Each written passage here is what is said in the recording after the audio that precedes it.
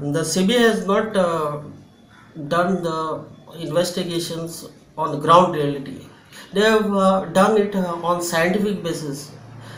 If the investigation is done on ground basis and through a proper manner, this case would have been cracked. So I have filed of 2 pages objection on the CBI, that I am not very happy with the CBI. Finally the CBI has to agree that they want time till 4th July. The Honorable court was very pleased with the 2 pages filed by me, and I am very confident in this case that I am winning this case. There are also some more evidences which will be produced before the Honorable Court, which I am not disclosing right now.